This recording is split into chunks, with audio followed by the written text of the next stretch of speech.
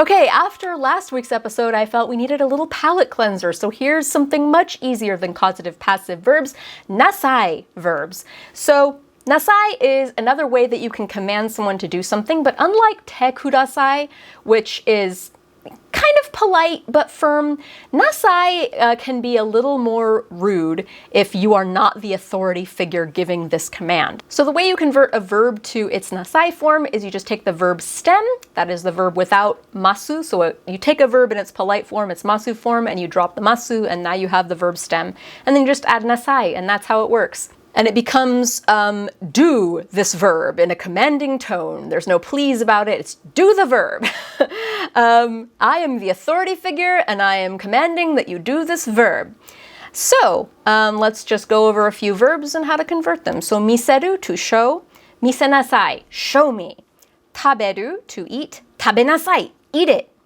Warau, to laugh or smile. Warainasai, please laugh. Or no please, just laugh.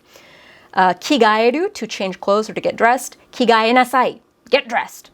Yameru, to quit or to stop. Yamanasai, cut that out.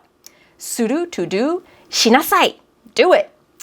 Shinu, to die. Shininasai, die.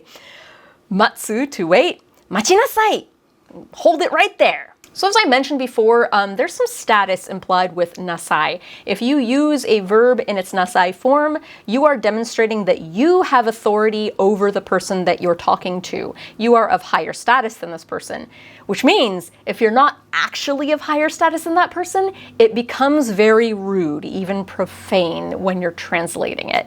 So you can, and in fact should, get very creative if you ever translate characters saying nasai to other characters. Consider the status between the two characters, the speaker who's using nasai and the person who is being told nasai.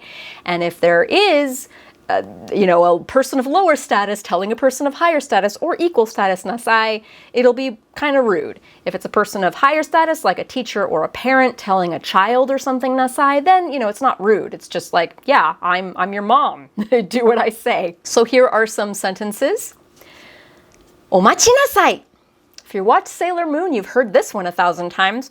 So if it's a parent to son, hold it right there, young man. But if it's Sailor Moon to a villain, it's not so fast, evildoer. 写真を撮りなさい. If it's a teacher to the yearbook president, it's take the picture.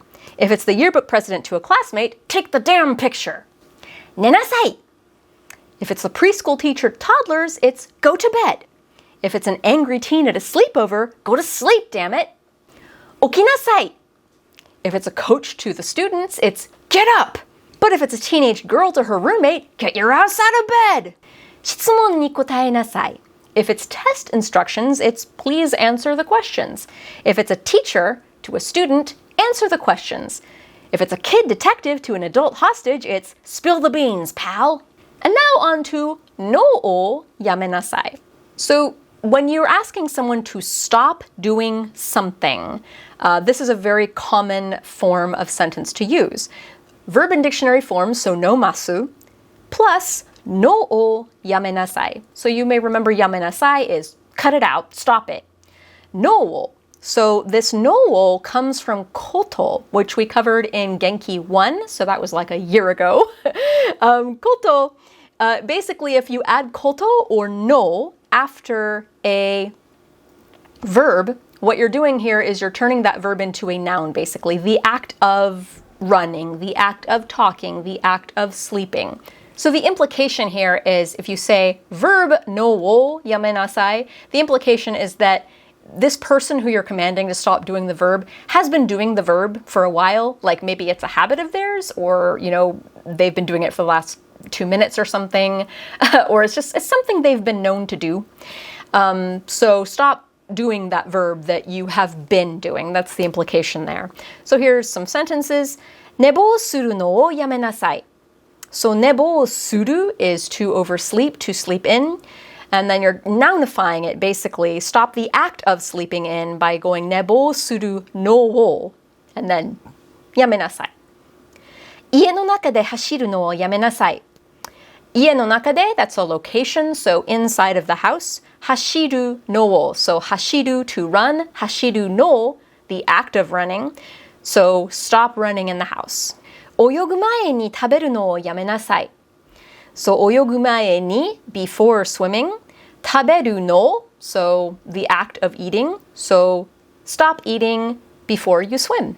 Hopefully that was a nice little light lesson after all these causative passive verbs we've been covering. To go over the sentences we covered in this video, check the pinned comment at the top of the comment section or the video description, where you will also find links to other resources for learning Japanese, as well as a link to my Patreon, where for as little as $1 to $2 a month, you can get supplemental study materials. On that note, thank you to all the patrons who support this and the other series on this channel, and I hope you'll tune in next week because we're going to be going over one of my favorite grammar rules, no ni. 頑張ってね!